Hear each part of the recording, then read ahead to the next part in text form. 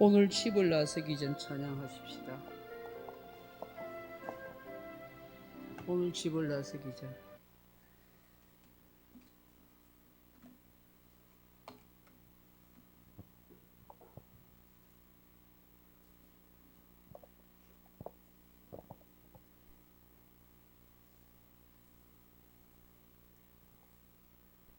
오늘 집을 나서기 전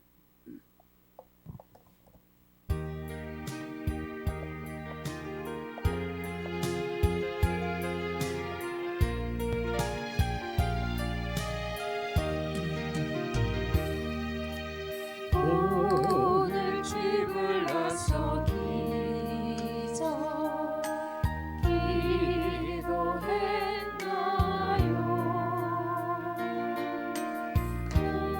오늘 받은 은총 위에 기도했나요?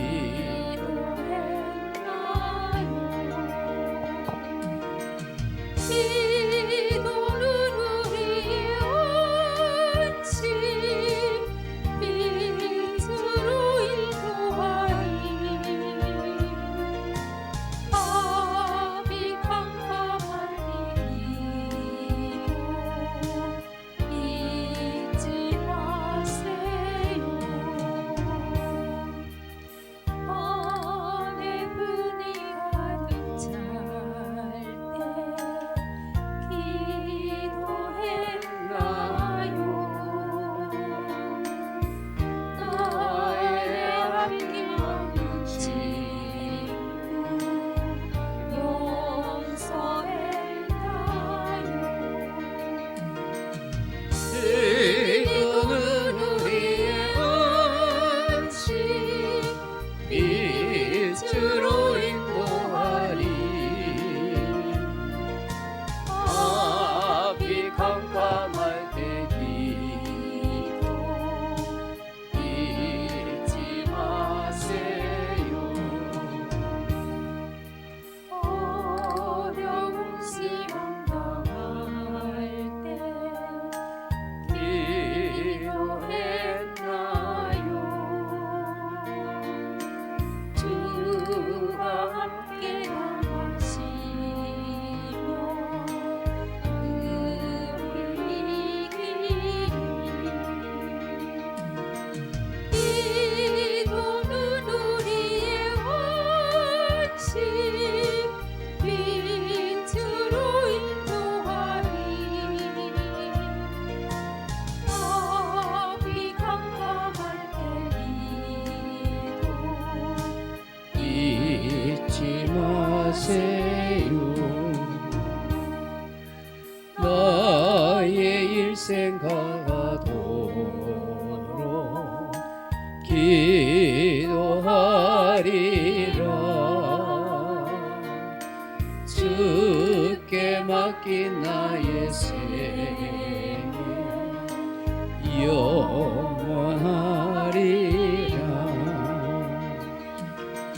기도는 우리의 원칙 빛으로 인도하리. 앞에 항할 때 기도 잊지 마세요. 542장 찬송하십시다. 542장입니다.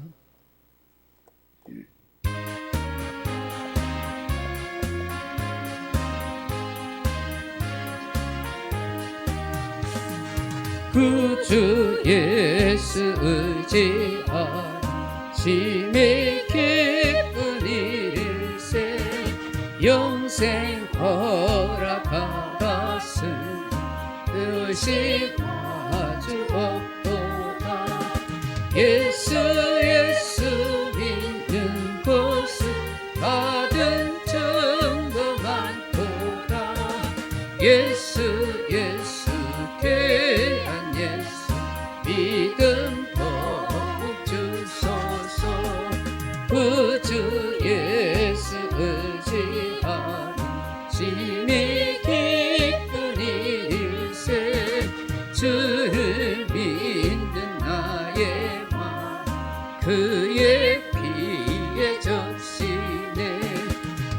예수 예수 믿는 것은 받은 증거 많도다.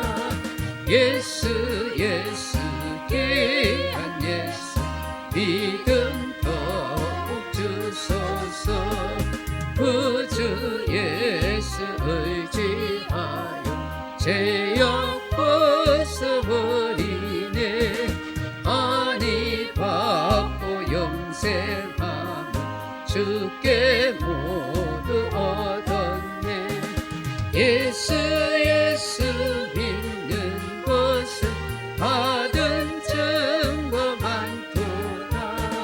예수 예수 귀한 예수 믿음 더욱 주소서. 구주 예수 의지하여 구원함을 얻었네. 영원 부금 지나도록 주여 함께 하소서. 예수 예수 믿는 것은 받은 증거 많도다. 예수 예수 귀한 예수 믿음 더욱 주소서. 546장 우리 같이 찬송합시다. 546장입니다.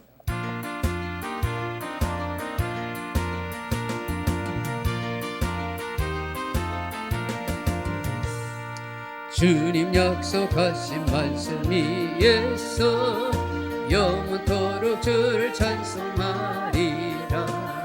소리 높여 주께 영광 돌리며 약속 믿고 굳게 서리라. 굳게 서리 영원하신 말씀 위에 굳게 서리.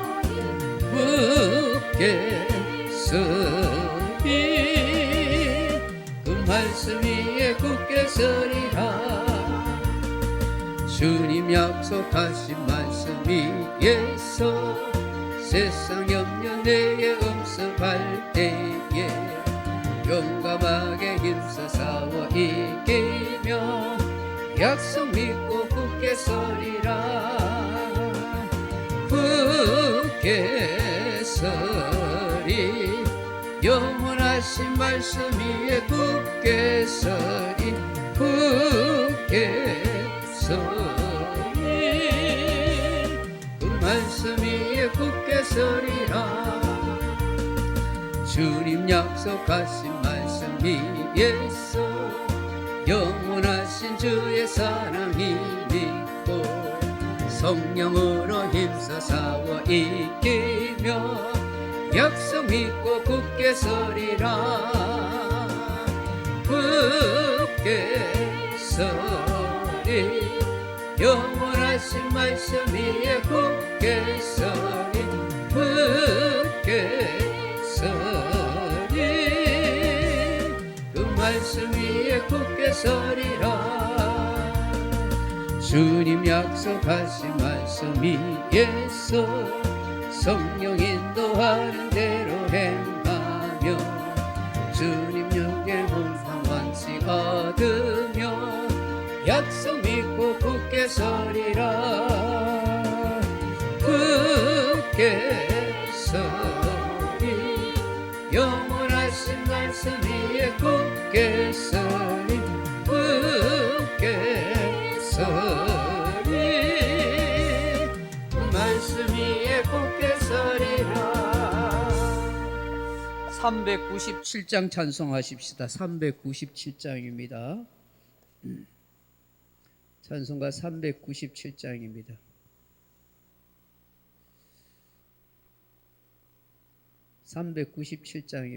네. 397장 주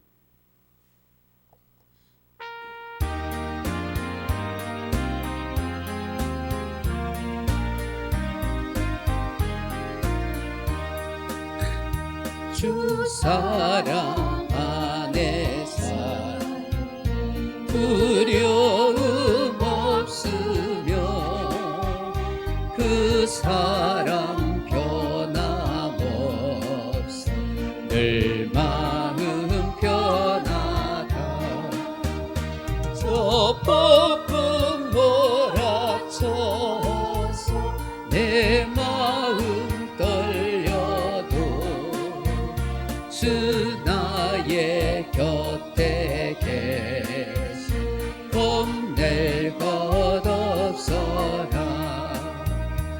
주 나의 목자시 부족함 없으며 주 인도하는 대로 늘 따라가리라.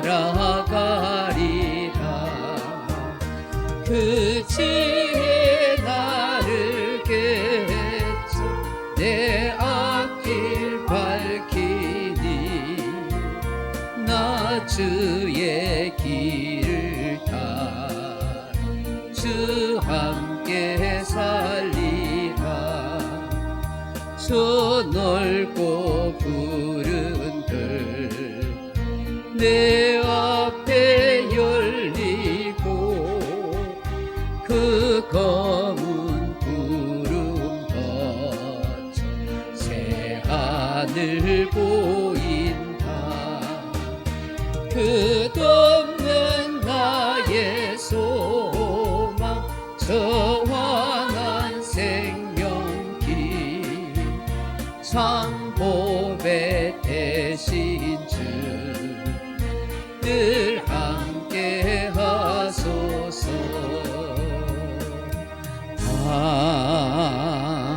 아멘. 우리 예수님이 가르치신 주기도문으로 오후 예배를 같이 드리겠습니다. 하늘에 계신 우리 아버지여, 이름이 거룩히 여김을 받으시오며 나라에 임하옵시며 뜻이 하늘에서 이룬 것 같이 땅에서 이루어지이다. 오늘 우리에게 일용할 양식을 주옵시고 우리가 우리에게 죄진 자를 사하여 준 것 같이 우리 죄를 사하여 주옵시고 우리를 시험에 들게 하지 마옵시고 다만 악에서 구하옵소서. 대개 나라와 근세와 영광의 아버지께 영원히 있사옵나이다. 아멘.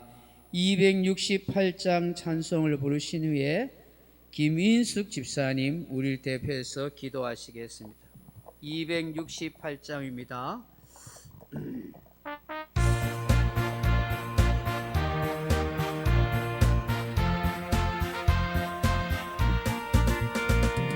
죄에서 자유를 얻게 함은 보혈의 능력 주의 보혈 시험을 이기고 승리하니 참 놀라운 능력이로다. 주의 보혈 능력이 있도다. 주의 피 믿어 주의 보혈 그 어린 양의 매우 귀중한 피로다. 육체의 정욕을 이기는 보혈의 능력 주의 보혈 정결한 마음을 얻게 하는 참 놀라운 능력이로다. 주의 보혈 능력이 있도다. 주의 피 믿어 주의 보혈 그 어린 양의 매우 귀중한 피로다. 눈보다 더 희게 맑히는 보혈의 능력 주의 보혈 부정한 모든 것 맑히시니 참 놀라운 능력이로다. 주의 보혈 능력이 있더라. 주의 피 믿어 주의 보혈 그 어린 양의 매우 귀중한 피로다.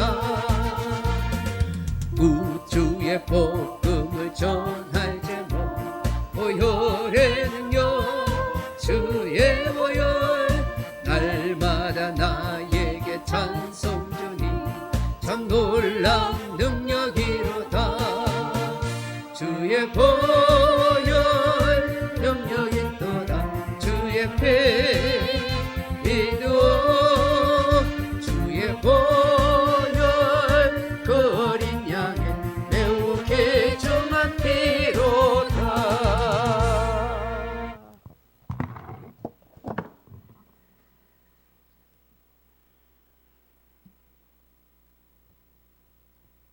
다 같이 같이 기도하시겠습니다.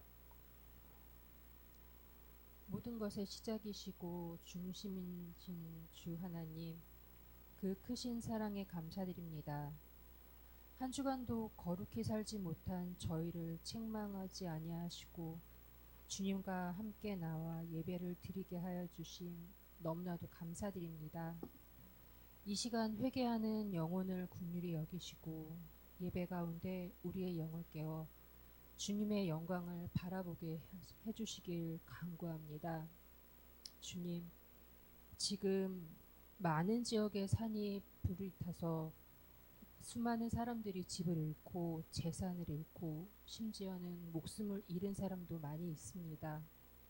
그들을 불쌍히 여기시고 빠른 시간 내에 화재가 잦아들 수 있도록 하셔서 이 많은 사람들의 가슴에 멍든 이 어려움들을 주님께서 다 고쳐주시기를 간절히 기도합니다.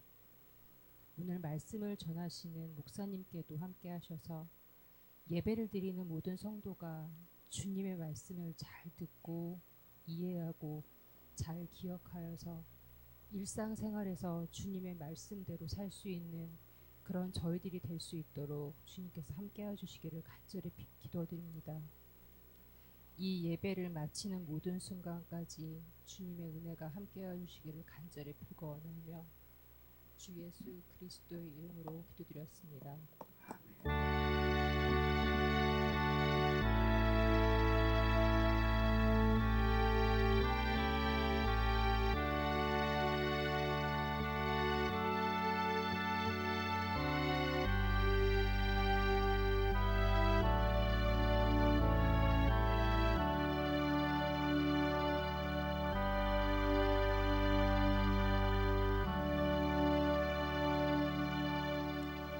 하나님 말씀은 구약성경 신명기 24장 10절로 22절 말씀입니다. 구약성경 신명기 24장 10절에서 22절 말씀입니다. 제가 가진 성경은 구약성경 299페이지 신명기 24장 10절에서 22절 말씀입니다. 같이 찾으셨으면 우리가 한 목소리로 같이 한번 읽어보겠습니다. 신명기 24장 10절입니다. 같이 읽겠습니다. 내 이웃에게 무엇을 구워줄 때 너는 그의 집에 들어가서 전당물을 취하지 말고 너는 밖에 서 있고 내게 꾸는 자가 전당물을 밖으로 가지고 나와서 내게 줄 것이며 그가 가난한 자이면 너는 그의 전당물을 가지고 자지 말고 해질 때에 그 전당물을 반드시 그에게 돌려줄 것이라. 그리하면 그가 그 옷을 입고 자며 너를 위하여 축복하리니 그 일이 내 하나님 여호와 앞에서 내 공의로움이 되리라. 공궁하고 비난한 품꾼은 너희 형제든지 내 땅 성문 안에 우가는 객이든지 그를 학대하지 말며 그 품삯을 당일에 주고 해진 후까지 미루지 말라. 이는 그가 가난함으로 그 품삯을 간절히 바람이라. 그가 너를 여호와께 호소하지 않게 하라. 그렇지 않으면 그것이 네게 죄가 될 것임이라. 아버지는 그 자식들로 말미암아 죽임을 당하지 않을 것이요 자식들은 그 아버지로 말미암아 죽임을 당하지 않을 것이니 각 사람은 자기 죄로 말미암아 죽임을 당할 것이니라.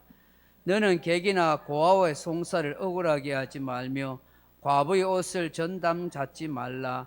너는 애굽에서 종되었던 일과 내 하나님 여호와께서 너를 거기서 속량하신 것을 기억하라. 이러므로 내가 네게 이 일을 행하라 명령하노라.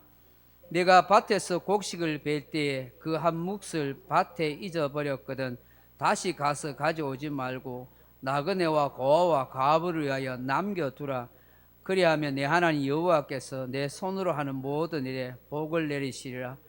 내가 내 감람나무를 떤 후에 그 가지를 다시 살피지 말고 그 남은 것은 객과 고아와 과부를 위하여 남겨두며 내가 내 포도원의 포도를 딴 후에 그 남은 것을 다시 따지 말고 객과 고아와 과부를 위하여 남겨두라. 너는 애굽 땅에서 종되었던 것을 기억하라.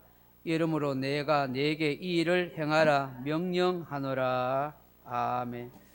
우리 두보라 선교에 나오셔서 우리 특송하시겠습니다.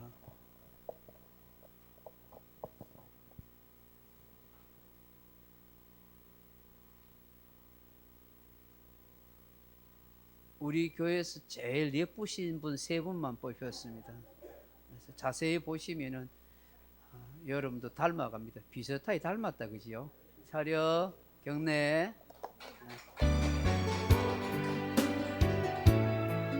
이거 화면이 잘 안 보인답니다. 그 나무 무엇과도 없던가요? 있을 텐데 복음성 찾으면은.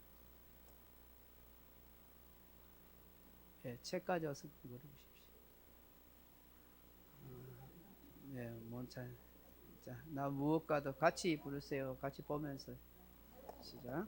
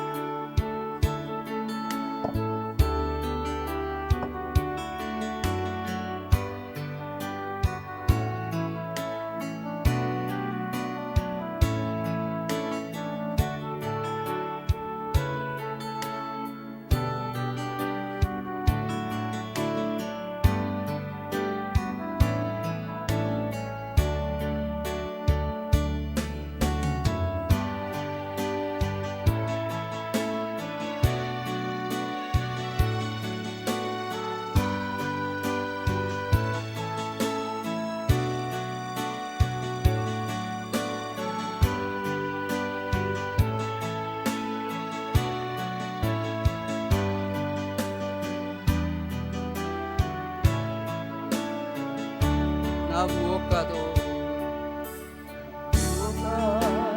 주님을 바꾸지 않으리. 다른 어떤 가지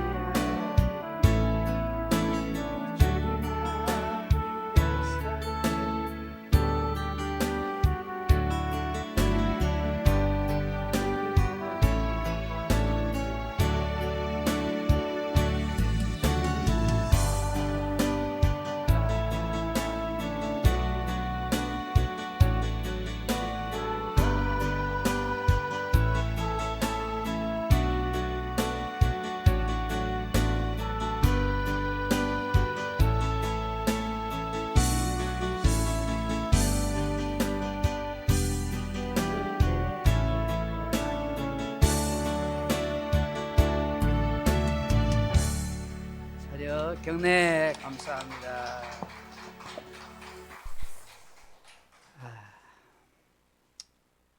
오늘 신명기 24장 10절로 22절 말씀 가지고 삶을 따뜻하게 하는 비결, 삶을 좀 아름답게 하고 따뜻하게 하는 비결이 뭘까? 오늘 하나님께서 이 신명기 이 24장의 말씀을 통해서 하나님의 백성인 저와 여러분에게 우리가 인생을 어떻게 이렇게 아름답고 따뜻하게 살아갈 수 있는가 하는 비결을 말씀합니다.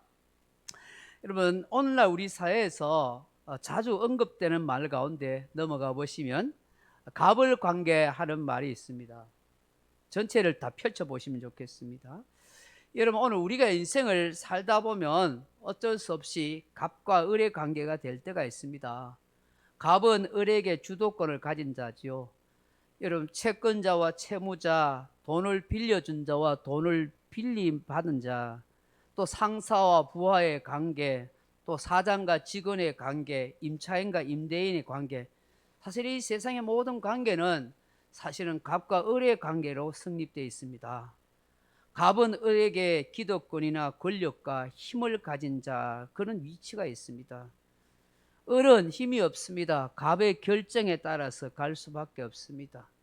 불행하게도 우리 사회는 이런 갑과 을이 존재합니다. 을은 늘 외롭고 힘들고 고통스러울 수밖에 없습니다. 사랑하는 성도 여러분, 하지만 우리가 늘 기억해야 할 것이 있습니다. 우리가 사는 세상에서 항상 갑이 갑일 수 없고 항상 을이 을일 수 없다는 것입니다. 드라마처럼 얼마든지 반전이 일어날 수 있고 상황이 뒤바뀔 수 있습니다. 어느 날 을이 갑이 될 수도 있고요, 갑이 을이 될 수도 있는 것입니다. 넘어가 보시면 우리 인생에 해뜰 날이 있다 하는 것이죠. 여러분, 인생에 해뜰 날이 있겠습니까? 있을 수 있습니다. 넘어가 보시면 얼마 전에 작고하신 송대관 씨 있습니다. 아주 무명 가수로서 고생했습니다. 이 송대관 씨가 쨍 하고 했던 날 노래 하나 히트하는 바람에 일약 스타가 되지 않았겠습니까?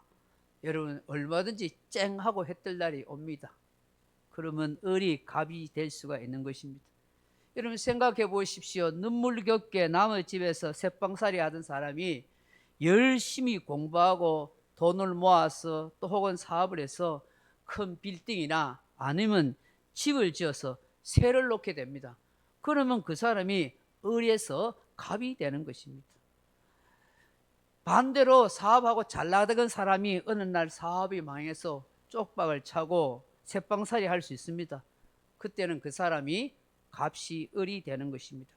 그러므로 내가 갑의 위치에 있을 때 어떻게 행동해야 되는지를 잘 배워둬야 하고, 또는 을이라고 여기던 사람이 갑이 되었을 때 내가 어떻게 살아야 하는지를 잘 생각해야 합니다. 깨구리 올챙일적 시절 모르면 안 된다 하는 것입니다. 오늘 본문은 우리가 이 땅의 삶을 아름답고 따뜻하게 살아가는 비결을 말씀합니다. 하나는 나라의 백성이라면 이 세상에서 어떻게 살아야 하느냐 하는 것을 말씀합니다.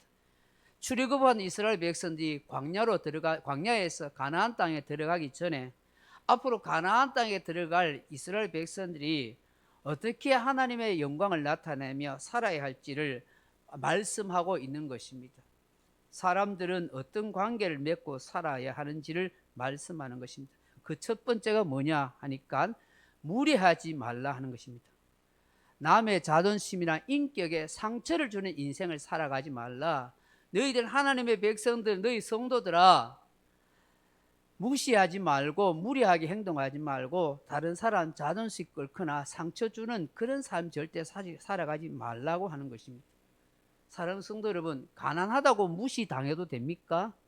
없는 사람이라고 함부로 말하거나 행동해도 됩니까? 그렇지 않습니다. 사람은 다 인격이라는 존재가, 인격을 가지고 있는 존재입니다. 나이가 많든지 적든지, 많이 배웠든지 못 배웠든지, 가진 것이 많든지 가진 것이 없든지 다 하나님의 형상을 가진 사람입니다. 하나님은 그 어떤 사람도 차별당하기를 원치 않으십니다. 그런 때 타락한 인간 속에는 알게 모르게 이런 차별의식이 있고 사람을 은근히 무시하는 못된 마음들이 있습니다. 그렇지만 우리 그리스도인들에게 있어서는 이런 잘못된 차별의식을 완전히 배격해야 한다 하는 것입니다. 하나님께서 나를 차별하지 않으시기 때문입니다. 그러므로 아무리 가난하다고 할지라도 최소한 지켜줘야 할 예의와 태도가 있어야 하는 것입니다. 최소한의 인권이 보장되어야 된다는 것입니다. 이것이 성경이 가르쳐주는 하나님 나라의 백성의 삶의 원리인 것입니다. 넘어가 보시면 오늘 본문 10절 11절에 이런 말씀합니다. 같이 읽어볼까요? 내 이웃에게 무엇을 구워줄 때에 너는 그의 집에 들어가서 전당물을 취하지 말고 너는 밖에 서 있고 내게 꾸는 자가 전당물을 밖으로 가지고 나와서 내게 줄 것이며. 이게 무슨 말씀입니까? 채권자가 채무자에게 무례한 행동을 하지 말라는 것입니다. 얼마나 살기 힘들면 다른 사람에게 돈을 빌리거나 꾸겠습니까? 지금처럼 은행이나 시집이 있는 것도 아니고 카드가 있는 시대도 아닙니다. 당장 먹고 살기 어려우면 이웃에게, 아는 지인에게 가서 돈을 빌려야 하는 것입니다. 그런데 그냥 믿고 돈을 빌려주면 참 좋은데 그렇지 못합니다. 그러다 보니까 담보물을 잡아서 빌려주게 되는 것이죠. 그런데 담보물을 잡는 사람, 돈을 빌려주는 이 사람이 채권자라고 함부로 남의 집에 막 들어가서, 채무자 집에 들어가서 이거 저거 골라가면서 그걸 함부로 담보물을 잡지 말라는 것이죠. 그 사람 집 밖에 서가지고 채무자가 골라주는 그 전당물을 받으라 하는 것입니다. 왜 주님이, 하나님이 이런 말씀합니까? 이 채무자의 최소한 자존심은 지켜주라, 그 얘기예요. 돈을 빌린다고 해서 그 사람의 인격을 무시하거나 자존심을 상하게 하는 그런 행동, 무리한 행동 하지 말라는 거예요. 넘어가 보시면 여러분 담보라는 영화가 있습니다. 한 조성적 여인이 대한민국 땅에 돈 벌고 잘 살기 위해 왔다가 남편은 일찍 죽고 자신도 병이 들어 돈을 꾸었다가 갚지 못합니다. 결국 딸 하나 남겨두고 행방불명되었습니다. 알고 보니 중국 고향집으로 도망을 갔습니다. 이런 사연을 알고 돈을 받으려던 채권자 이 두 사람이 그 어린 아이를 두고 벌어지는 그런 에피소드입니다. 이 아이 이름을 담보라고, 원래 이름 있는데 니는 담보야 하고 이 아이 이름을 담보라고 그렇게 정해놓고 그 돈을 어머니에게 받아내려 합니다. 그러나 돈을 받지 못하고 이 담보물과 같은 이 아이를 오히려 자기 양딸로 키워 훌륭하게 성장시키는 그런 영화입니다. 비록 어머니가 도망가서 돈을 받지 못하지만 이 담보물과 같은 아이를 사랑으로 인격적으로 그렇게 키웠던 것입니다. 참 따뜻한 마음을 주는 영화입니다. 사랑하는 성도 여러분, 예나 지금이나 어느 나라 할 것 없이 부자나 가난한 자가 있기 마련입니다. 살다 보면 때로는 없는 사람은 있는 사람에게, 가난한 사람은 부자에게 돈을 빌리거나 도움을 받고 살아갈 때가 있습니다. 과거에 소장농이 지주에게 땅을 빌려서 생존을 해야 했듯이 그 땅값을 농사 지은 후에 주듯이 그렇게 살았습니다. 특히 고대 시대에는 만약 어떤 사람이 물건을 빌릴 때에 그 값에 합당한 다른 무엇인가를 내놓아야 했습니다. 왜냐하면 자원이나 물자가 부족하던 시대였기 때문입니다. 농경사회에서는 특별히 농사 짓는 농기구가 아주 중요했습니다. 그래서 그 이웃집에 농기구를 빌릴 때가 있습니다. 그런데 큰 괭이를 빌려간 사람이 그 괭이를 잃었다면 거기에 합당한 보상을 해야 합니다. 괭이를 빌리기 위해서는 자기가 갖고 있으면서 동시에 그 가격에 합당한 다른 농기구를 저당 잡혀야 했습니다. 근데 이 농기구를 빌리러 온 사람이 괭이에 합당한 가격의 농기구를 가져온 것이 아니라 작은 호미를 가져왔다면 괭이를 빌려주는 사람 입장에서는 그에 합당한 요구를 해야 하는 것이죠. 만약 이 상황에서 괭이를 빌려준 사람이 괭이에 합당한 가격을 혹은 물건을 찬답시고 무단으로 그 사람 집에 들어가서 아무 것이나 가지고 나오면 안 된다 하는 것입니다. 아무리 빌려주는 입장이라 할지라도 그 전당물을 찾는다 할지라도 그 사람의 입장을 생각해 줘야 한다 하는 것입니다. 왜냐하면 그 사람이 필요해서 물건을 빌리는 것이지 그 사람이 그 사람의 노예가 되는 건 아니지 않습니까? 넘어가 보시면 결국 빌리는 사람의 인격을 무시하거나 그 사람의 인간성을 무너지게 만들면 안 된다 하는 것입니다. 한마디로 갑질하지 말라 하는 것입니다. 하나님은 인간 사이를 갑과 을로 그렇게 만들어 놓은 것이 아니기 때문입니다. 그러므로 무례한 행동을 해서 인간성이 무시당하지 않도록 자존심을 상하게 하는 일을 하지 않는 것이 하나님 나라의 백성입니다. 오늘 우리의 성도의 삶에서도 마찬가지입니다. 성도들마다 삶의 환경이 다릅니다. 경제적인 수준도 여건도 다를 거고 삶의 정황도 다 다릅니다. 그렇기 때문에 어떤 상황에 있더라든지 상대방의 인격이나 자존심을 상처 주는 일이나 말과 행동을 해서는 안 됩니다. 예수를 잘 믿는다는 게 뭘까요? 예수를 잘 믿는다는 것은 그만큼 인격적인 사람이 된다는 것입니다. 그 사람이 좀 더 성숙해서 다른 사람에 대해서 더 예의가 있는 사람이 되어가는 것이 예수를 잘 믿는 사람입니다. 왜요? 예수님을 닮으면 닮을수록, 예수 잘 믿는다는 게 예수님 닮아가는 거 아닙니까? 예수님을 닮아가면 닮아갈수록 예수님처럼 말과 행동을 하는 것이죠. 우리 예수님은 다른 사람을 차별하지 않고 그 어떤 사람에 대해서 항상 긍휼히 여기는 마음으로 차별 없이 병자나 가난한 자나 죄인, 창기, 세리도 다 함께 아름답게 대해줬던 마음인 것이죠. 그러므로 예수님 잘 믿는 사람일수록 예의가 더욱더 발라야 합니다. 상대방을 배려해 줄 수 있는 마음을 가져야 합니다.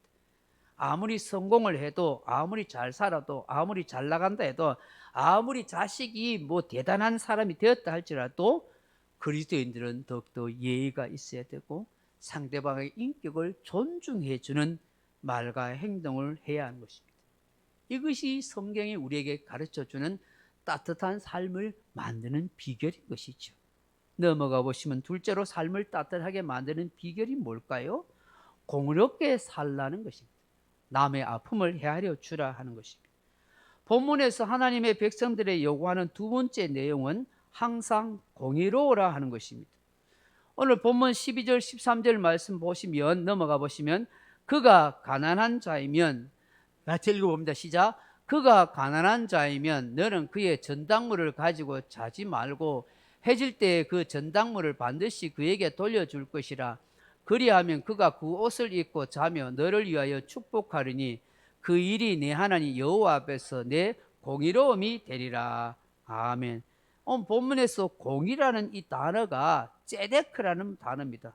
흔히 공의라는 하면은 법을 잘 지키고 올바르며 상식을 지키고 사는 것을 말합니다. 그렇다면 하나님의 공의는 무엇이겠습니까? 하나님의 말씀, 하나님의 법을 잘 지켜가는 것입니다. 하나님께서 말씀하시는 법은 사람과의 관계를 아름답게 만드는 거예요.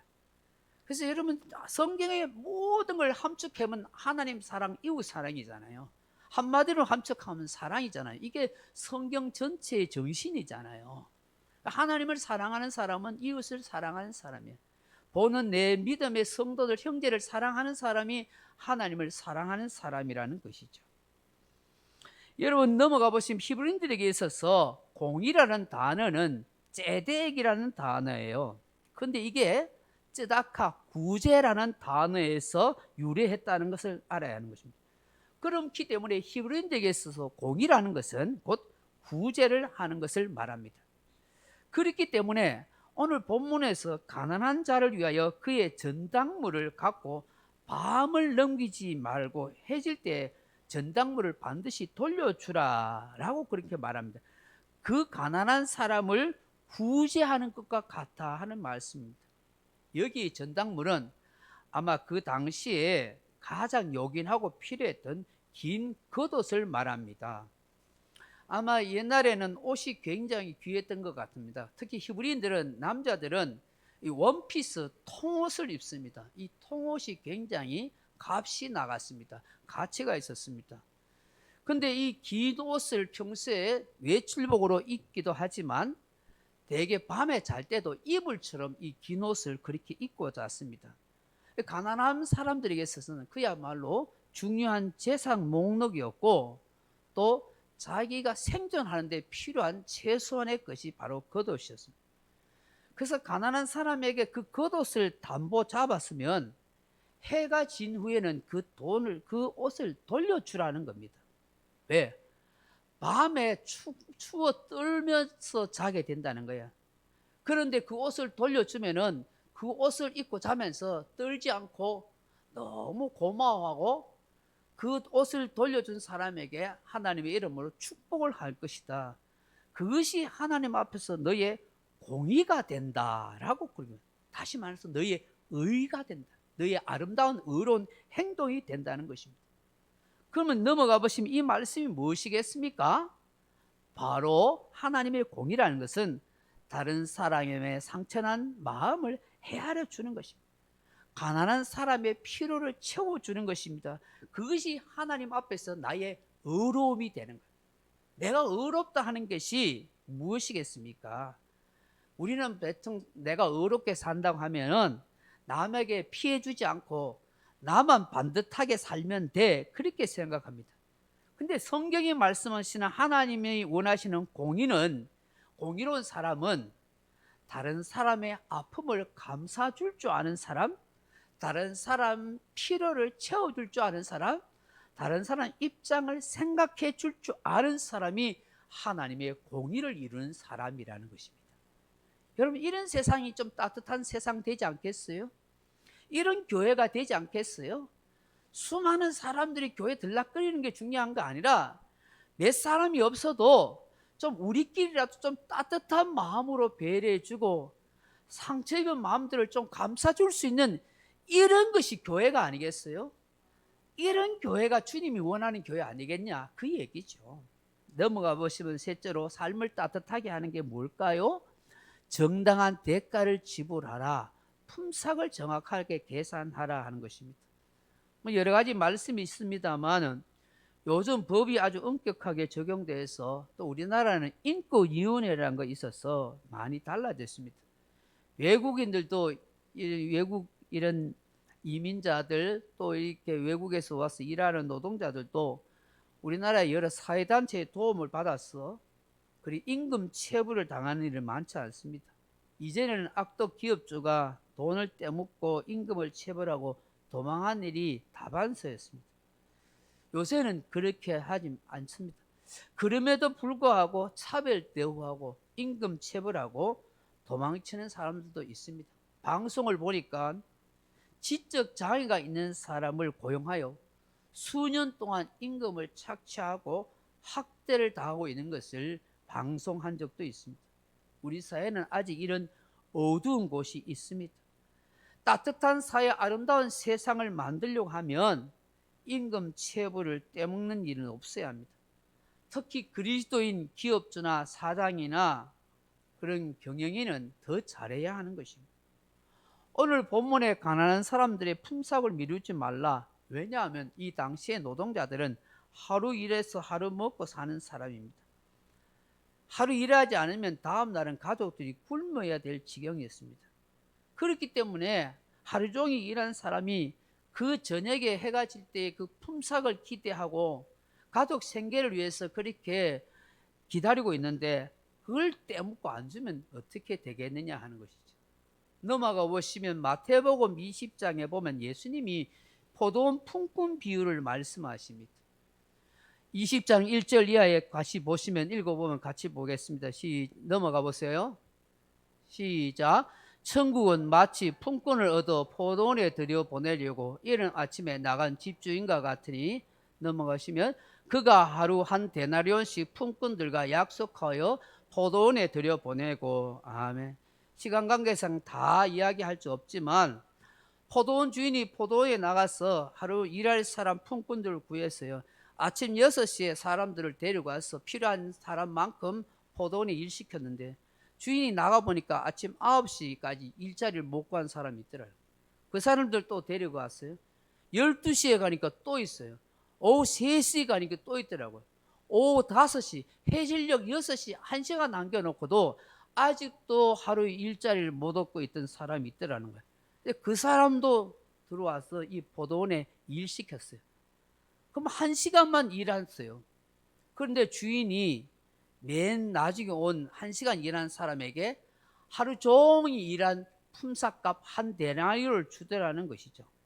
그럼 이 사람은 얼마나 감사하고 감격하겠어요. 오늘 일 안 하면 내 가족들이 내일 오늘 밤부터 쫄쫄 굶을 텐데 1시간 일하고 한 데나리온 받아서 내일 내 가족들이 먹을 수 있는 그런 품삯이 되니까 너무 감사하고 기뻐한다는 거예요. 예수님은 이것이 천국이다라고 그렇게 말씀한 거예요. 천국. 차별이 없는 거예요. 늦게 예수 믿었든지 빨리 예수 믿었든지 어쨌든 간에 예수 믿고 천국 가는 것이 중요하다는 걸 우리에게 말씀하는 것 아니겠습니까? 일을 하고 품삯을 받지 못한다면 얼마나 힘들고 억울하겠습니까? 넘어가 보시면 하나님 나라의 백성은 이렇게 살지 말라. 남의 떼먹으면 안 된다. 남의 눈에 피눈물 나게 하지 마라. 하나님 앞에 호소하면 그게 죄가 된다라고 그렇게 말씀합니다. 세상을 따뜻하게 만드는 것은 정당한 대가를 지불하는 것입니다. 넘어가 보시면 우리의 삶을 따뜻하게 하는 게 뭘까요?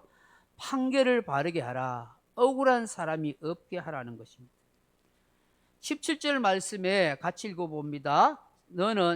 넘어가 보시죠. 시작. 너는 객이나 고아의 송사를 억울하게 하지 말며 과부의 옷을 전당 잡지 말라. 당시 사회적으로 가장 힘없고 빽없고 배경 없는 사람들이 나그네와 고아와 과부입니다. 이런 사람들이 억울한 송사를 당하거나 할 때 절대로 옷을 절대로 또한 빼앗지 말라 하는 것입니다. 여러분, 재판관들도 사람인지라 팔이 안으로 굽는 경향이 있습니다. 어느 학교 출신이고 어떤 가문이고 어떤 사법부 출신인가 영향을 받는 것 같습니다. 판결 결과도 다르게 나오는 것 같습니다. 오늘 우리 사회가 사법부가 많이 신뢰받지 못한 이유가 바로 이러한 것들 때문입니다. 근본의 대통령 탄핵을 보면서 우리 노예 안에 일어난 한 교회의 재판 과정을 보면서 제가 노회의 재판국 서기를 하면서 이런 걸 보면서 와, 재판 이기려면 돈이 있어야 되네, 정관 여우에 힘이 있는 변호사 있어야 되네, 영향력 있는 사람이 돼야 되네. 이걸 내가 두 눈을 뻥 뜨고 보게 되는 거예요. 경험하게 되는 거예요. 돈이 있고 빽이 있는 사람들, 검찰청에 경찰청에 힘을 냈네. 지방 법원장 출신이 압력을 넣으니까 경찰이 전전긍긍하고 검사도 벌벌 매고 자기 마음대로 바꿔버리네. 이런 일들을 보고 경험하게 되는 거예요. 그러니 힘없고 가진 것 없는 나그네와 고아와 과부가 어떻게 자신의 억울함을 호소하고 재판에서 승소할 수 있겠어요? 신실한 그리스도인이라면 판사나 검사나 변호사나 바르게 해야 되는 것입니다. 그래서 정말 예수 믿는 신실한 사람들이 판사도 많이 돼야 되고 검사도 많이 돼야 되고 변호사도 많이 돼야 되고 전의사도 많이 돼요. 정말 신실하게 예수 믿는 사람들이 이 사회에 각계 중요한 포지션에 있어야 되는 거예요. 그래야 하나님의 뜻을 이루고 하나님의 나라를 이룰 수 있겠다는 생각을 하게 되는 것입니다. 법과 양심을 따라서 하나님의 말씀을 따라서 바르게 판단해서 사회적 약자들을 배려하는 그런 판결을 하면 이 사회가 얼마나 따뜻해지겠는가 하는 것이죠. 넘어가 보시면 마지막으로 우리의 삶을 따뜻하게 하는 게 뭐냐? 인정머리 인생을 살아라, 그 얘기입니다. 이걸 다른 말로 폐하법을 시행하라는 거예요.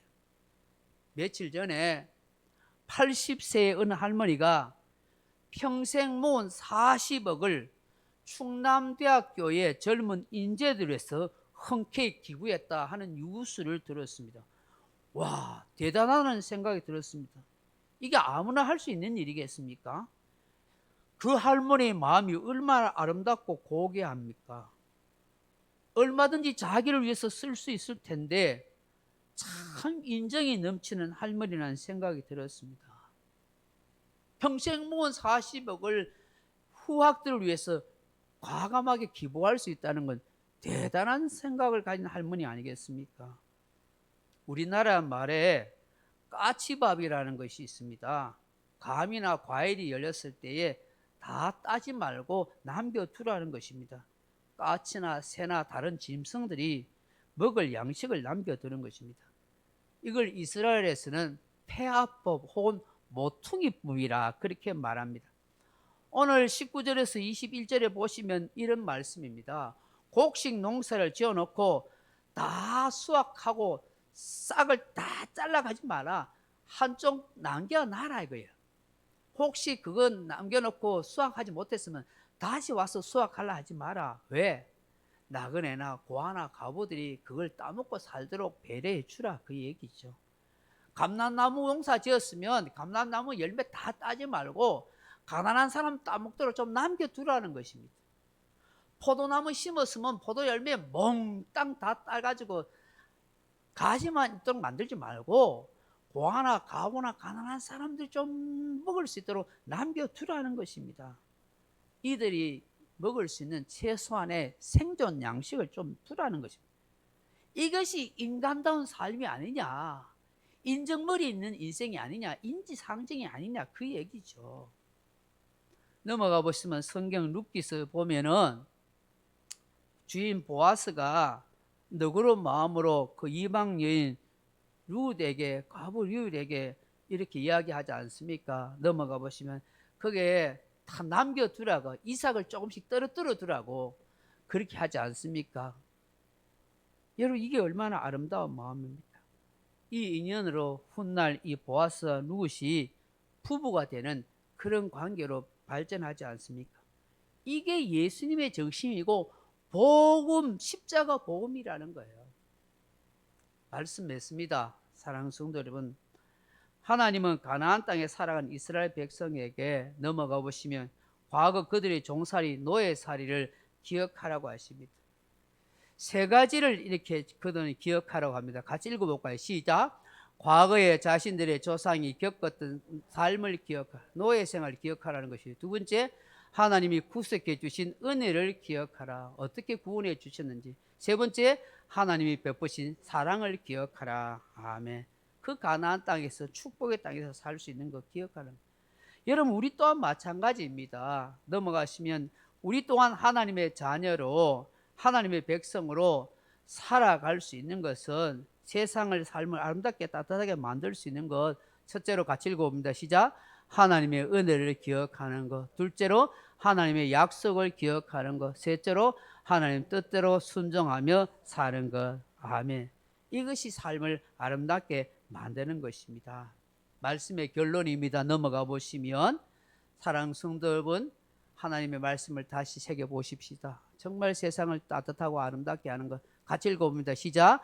무례하지 말라. 다른 사람의 인격과 자존심에 상처를 주지 말라. 두 번째, 공의롭게 살라. 남의 필요를 헤아려 주라. 세 번째, 정당한 대가를 지불하라. 품삯을 떼먹지 말라. 넘어가 보시면, 시작. 판결을 잘못했습니다.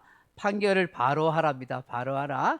억울한 사람이 없도록 하라. 다섯 번째, 인정머리 있게 살라. 좀 배려하고 생각하라. 아멘. 내 것만 욕심내고 챙기는 사람이 아니라 좀 인정머리 있는 삶을 살아가라는 것이죠.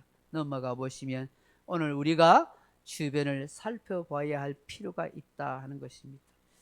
이런 아름답고 따뜻한 마음이 되는 그리스도인들, 우리 소중한 교회 성도님들이 다 되어지기를 주님의 이름으로 축원합니다.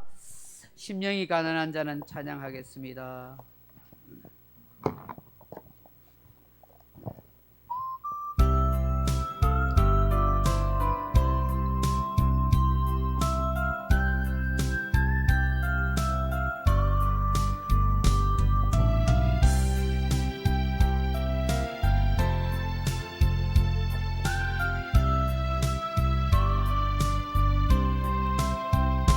심령이 가난한 자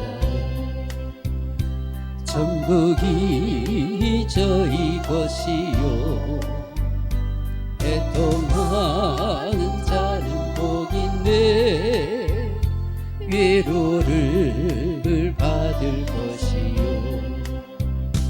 온유한 자 복이 있나니 땅을 기업으로 받겠네. 의에 줄이고 목마른 자는 저희 배에 부를 것이요 긍휼히 여기는 자는 긍휼히 여김 받겠네. 마음이 청결한 자는 하나님을 볼 것이요 화평케 하는 자는 하나님의 아들이라 일컫네. 의를 위하여 핍박받는 자 천국이 저희 것이라. 내게도 주소서. 내가 복을 받기 원하네. 오 내 주여 주소.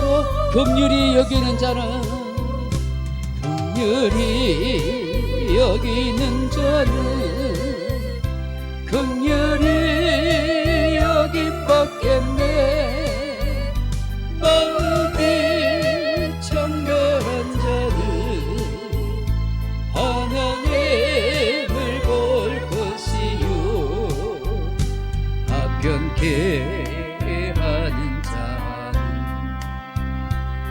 하나님의 아들이라 일컫네. 의를 위하여 핍박받는 자 천국이 너희 것이라. 내게도 주소서. 내가 복을 받기 원하네. 오 내 주여 주소서.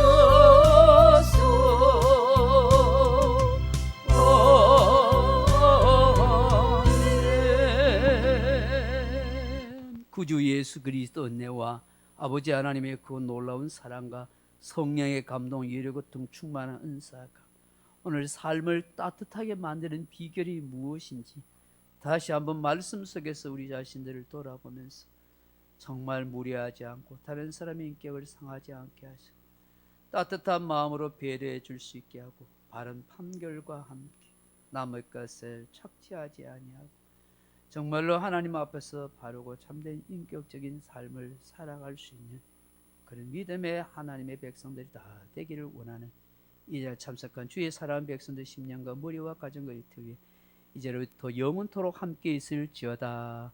아멘.